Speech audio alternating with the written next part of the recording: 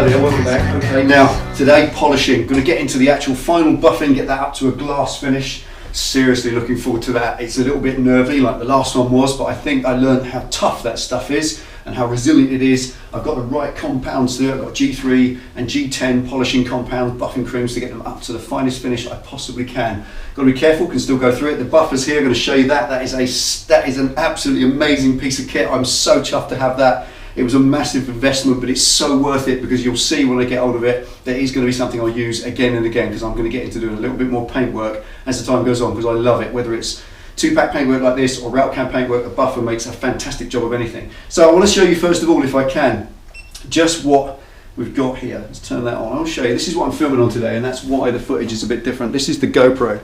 This is one of the two, and obviously this is the other one. These are the ones I use on the bike, but there's the big main tripod. But that's all I've got to film on today. The reason for that is that the big camera's gone away to be serviced. It's suffered a bit over the last year or so since we've had it. It's a big sort of £1,000 camera. We made a big investment with the patrons' money on that, and I've got to keep it nice. So because we've got the big visit to Sealey coming up shortly, where we're going to pick the Delboy's Garage toolkit, get it all together and bring it back here for the prize draw at Christmas, I want the camera to be 100% for that. So it's gone away to Canon to be serviced. It's about £130 investment, but they get a new lens for that, all new seals, a new switch on it which is a bit loose, and they're going to give us another 12-month guarantee, and I like that. For the 130 quid you refurbish the guarantee for 12 more months, and I absolutely think that's the right way to go. It's no different to servicing a vehicle. You're just keeping it running when it's such a big investment. That's the right way to do it. So that's the way, that's why we're filming on this. Okay, finally one more thing before we get stuck in. I just want to say thank you to Keith and to Austin and to Blondie for the plates. Thank you so much for that. Right, okay, let's get stuck in and let's polish the bodywork. Welcome back. Right, okay, before I get stuck into that, I've got to show you this. This is amazing. Big purchase, but I think it's something I will use a lot, and I think that's the same with anything. If you're going to do stuff on your bike, then investing in the right equipment and the right tools is the way to go. This is a miniature buffer and polisher, a really, really cool piece of kit. Check that out, where are we? How's that? Basically, I've got no lens to one side of this camera, so there we are. That is really cool. It's going to be really easy to use. It's got the Velcro pad on. Now, what's important with this, you get this, where are we? Excuse on the video today, because this is a little bit different on this camera. That's a Velcro pad. That comes with a fluffy back. You just line it up, stick it on, and there we are. That's now ready to buff, and it's so controllable because it's so tiny. I can buff in all the little tiny areas with that and really make a nice job. So that works 10 times better, that really does, than a big buffer, and certainly will be a lot easier than doing it by hand. Right, these are battery powered. What a lot of you have been saying to me for a long time is get into some lithium powered stuff, get into battery powered tools because they're so much easier than using cables. You are correct, of course, and there we are. Plug-in battery in the normal way, you just get a charger. Now what I've done, I've treated myself to a second battery. Anybody who uses things like this knows that a second battery is essential because then you can keep one charging all the time. When that one goes flat, you just swap them over rather than having to wait 45 minutes while it charges up. It is a fast charge, it does charge up in about, I think they said it's a usable charge in about 15 minutes or fully charged in 45, but that's a long time to wait when you've got a busy day ahead. I've probably got 5 or 6 hours polishing, who knows?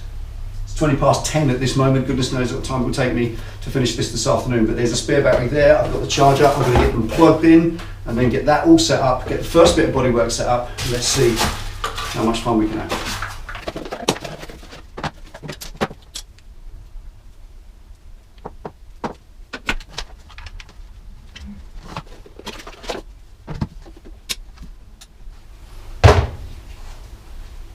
Okay, mud guard first. The polishing compound I'm using, to those of you who may know, I'm using the Fast Seller G3 and G10. G3 is the coarsest, that's a rubbing compound to cut back the shine, that will cut you back. This is just in a tub because Mackie had a great big vat of it, and rather than give that to me, he's just given me more than enough to do the job in this tub. It's just in there, look, simple as that. So the G3 is a rubbing compound that will take you from roughly 1500 grit paper back to a shine, but it itself will leave microscopic swirls and little scratches. So for that, to take that out, you use a final buffing cream, G10. Oh, it's only because I put the label on it, G10. So that's the G10 compound, which is finer and smoother and way finer than T-cut, for instance. T-cut's a bit clumsy, that's got other stuff in it you don't need. These are proper rubbing compounds for rubbing down proper bodywork or two-pack paintwork. So I'm going to use this by hand to get the sides done so that I can just do the top once it's on the bike, and possibly the back where I can't get to with the buffer. Again, when that's on the bike, the engine, the turbo is going to be here. I won't get the buffer in there, so all that's got to be done by hand. So let's get stuck in. Stop talking. Whenever you're doing rubbing compound, if you're going to do it yourself, always with a wet cloth. Always a wet cloth.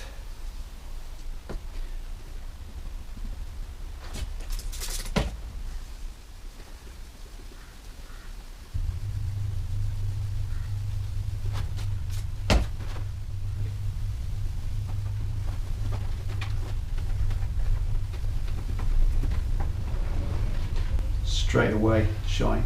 Lovely. Yeah,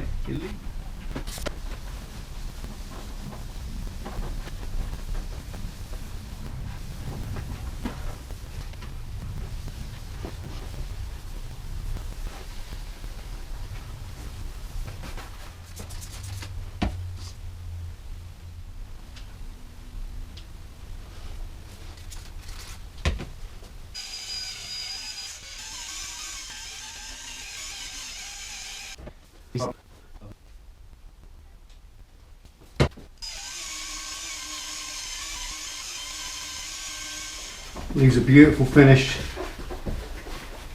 Oh, lovely. Look at that.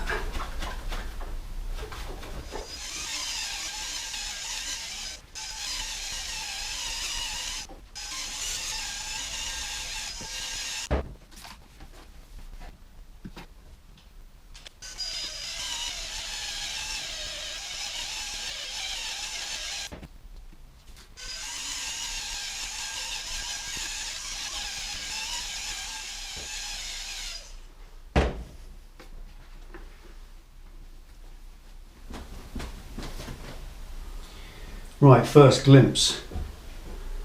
You check that out.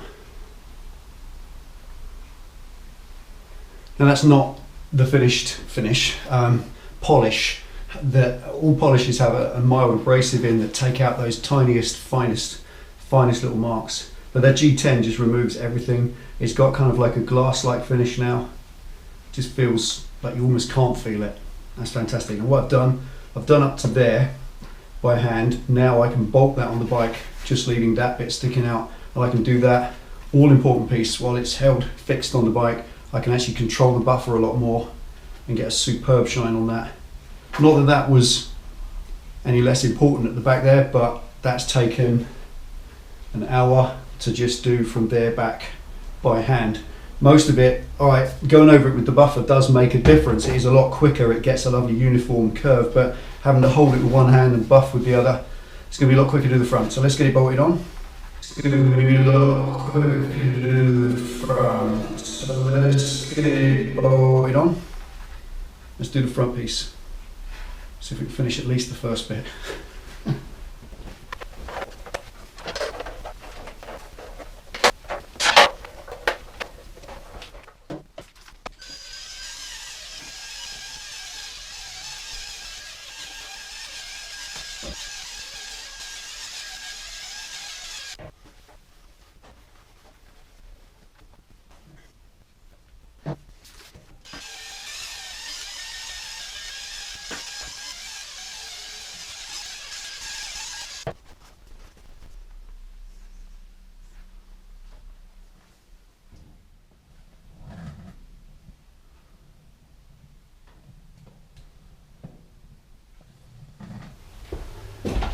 Right, okay, that's the first bit done. Now that's hour and a half to do the mudguard. I knew it'd take about that long. And I reckon this could be a 6-8 hour job. It doesn't matter. This little thing is amazing.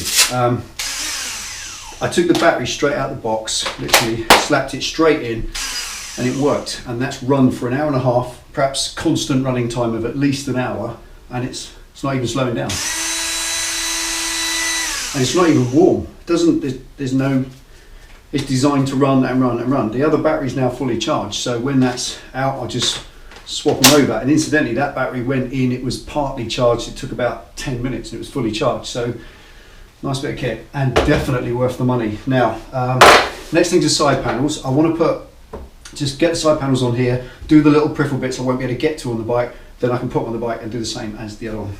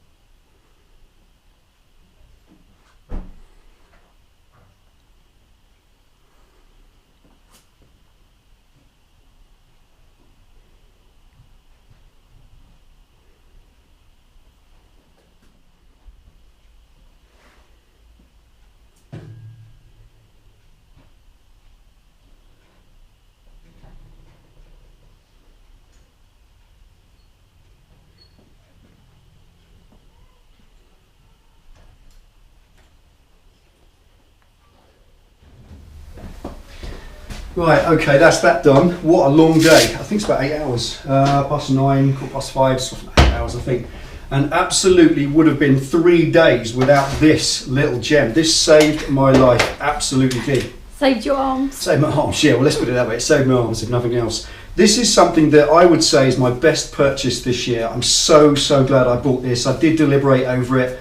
It was a lot of money. I'll put a link underneath if you want to buy yourself one. What I like about it was the size of it. It's so tiny. And of course, it doesn't just polish and buff. It also is a little sander, because you get the little sanding discs that go on there as well, the little Velcro back sanding disc, and I can use it for all the fabrication as well. The battery, I misjudged it. When I first opened this all up, it had some charge in the battery. These batteries have a little row of lights. You press the button like that, and little row of lights shows you that how much charge is in there. When it came out of the pack, it only had 2 lights up. I thought, well, let's see what that one does, and I banged it in, and I used it for about an hour and a half before it ran out, and it just stopped. So I banged it into charge, and I put the fresh, fully charged one in, and that's it. 4.5, 5 hours later, it's still going. Honestly, that's amazing. That's about 5 hours continuous use, and the other one's charging up. Now, that's half charged in 20 minutes. So honestly, if you buy one of these, you don't necessarily need an extra battery. I bought one because I like to have power the whole time. And I'm going to use this a lot more than for just buffing. It's so tiny, that's what I like about it. It's a little dinky thing. You can get a drill head for it. It's just got a screw thread. I'll show you. It comes with a little spanner there. You just hold the chuck still and you unscrew that. So all that's in here now, that's just a screw thread. So you can put any number of heads in that you like. Drill head, sanding head, buffer, polisher, anything. It's a totally universal tool in that sense. So therefore, worth the money. I think it's worth spending a little bit of money on a tool if it is widely usable for many purposes. So I love that. Well chuffed with that. Like I said, I've got a link underneath for you. Right. Now the bodywork itself, as you can see, I use these little 75mm pads. I still had to resort to hand polishing in certain places because there's tiny little areas where I just couldn't get the buffer in, and I didn't want to lean on it too much because then that starts pushing on the area around where I want to go and causes problems. So careful, because this is priceless to me, this paintwork. I don't want to damage it, and I have got it as much as possible reasonably flawless. That's the wrong word to use, it's not flawless by any means, but it's good. It's very, very good now. Very happy with it. And what I'm going to do is give it another 24 hours for everything to settle. Now, I have flattened it down effectively like I did with the sandpaper. That's what the buffer does. It's cutting more of that clear coat off to make it completely smooth. Now that can open up, as Mackie said quite rightly, the curing process once again.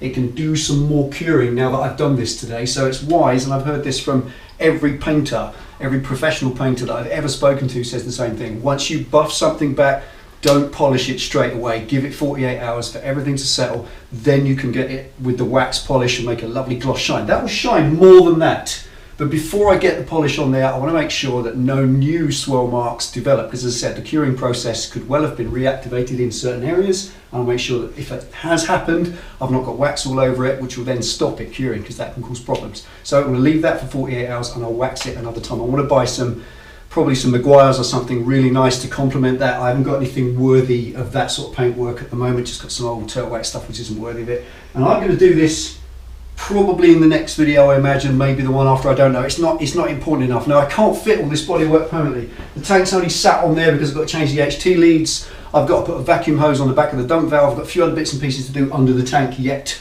And obviously then once it's all plumbed back in and filled up with fuel, I don't want to have to take it off all over again and risk damaging it, obviously. So I'm going to leave it just sat on there for now, and I think it's the right and proper thing to do, don't you, Pen? Chuck it outside. Oh, come on. Come on. Okay, there we are. Thank you for all your patience on this job. Thank you for all of your fantastic messages. It really has inspired me to do this. And Mackie Bass, thank you, brother. Thank you so much for what you did for this bike, for us, and hopefully your channel will become bigger than ours very, very soon. Anything else, Pen? Thank you, Mackie. Thank you, Mackie. Thank you, everyone. Take it easy, ride safe. We're going to chuck this outside so you can have a look around it. We'll see you next time.